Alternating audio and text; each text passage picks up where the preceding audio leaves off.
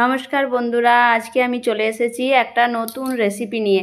চিংড়ি মাছ তো আমরা অনেকভাবেই খেয়েছি, আজ আমি একটু অন্য রকমভাবে চিংড়ি মাছ বানাবো। তার জন্য আমি কি করব, এখানে আদা রসুন পেঁয়াজ আছে, এটাকে আমি শিলে বেটে নেবো। এটা মিক্সিতে পিসলে কি হয় কি, মিক্সিতে বাটলে তো একদম পিনো হয়ে যায়, তো এই জন্য টেস্টটা ভালো আসে না। এই রান্নাটা আমি আমার বাড়ির মালিকের কাছ থেকে শিখেছি। এরপর এই যে চিংড়ি মাছগুলো আমি পুরো ধুয়ে রেখেছি, এতে নুন কাগজির রস দিয়ে এটাকে আমি মেখে রাখবো কিছুক্ষণের জন্য। তখন আমি এই মশলাটা তৈরি করে নিই। এরপরে এই যে আমি যে পেঁয়াজ বেটে রেখেছিলাম, সেটার সঙ্গে আমি হলুদ গুঁড়ো, ধনে গুঁড়ো, জিরে গুঁড়ো, নুন আর লঙ্কার গুঁড়ো দিয়ে পুরো মশলাটা মেখে নেব।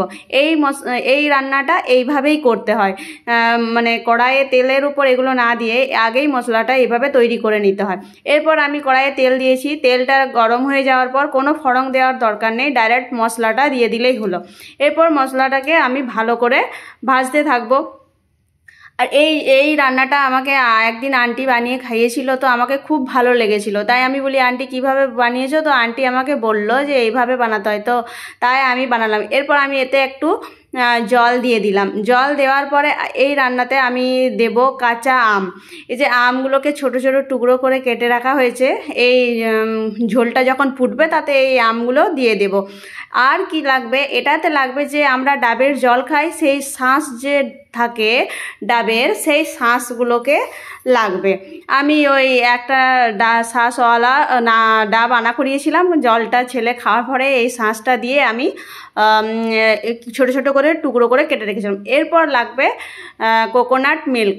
এখানে আমি আগে কোনো রান্না করলে কি করতাম, যে কোকোনাট মিল্ক কিনে নিয়ে এসে তারপর রান্না করতাম, কিন্তু এই আন্দামানে প্রচুর নারকেল গাছ আছে, আমি এখন আর কোকোনাট মিল্ক কিনি না। এই নারকেল থেকেই মিক্সিতে একটু জল দিয়ে এটাকে গ্রাইন্ড করে সেটার থেকে মিল্কটা বার করে নিই। এরপর এই যে আমার রান্নাটা হয়েই এসছে, আমি আমটাকে দেখলাম তুলে, আমটা সিদ্ধ হয়ে গেছে, মানেই তোমার গ্রেভি রেডি। এরপরে যে ম্যারিনেট করে রেখেছিলাম চিংড়ি মাছগুলো, সেগুলো আমি এর ওপর থেকে দিয়ে দেবো, কারণ চিংড়ি মাছ তো 5-6 মিনিট রান্না করলেই হয়ে যায়।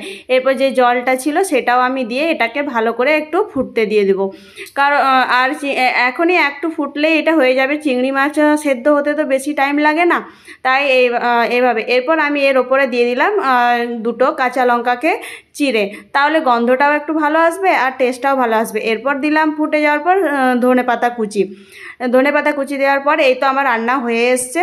তো আজকের এই রান্নাটা কেমন হলো, রেসিপিটা তোমরা অবশ্যই আমাকে জানাবে, আর ভালো লাগলে অবশ্যই তোমরা লাইক কমেন্ট করবে। বাই।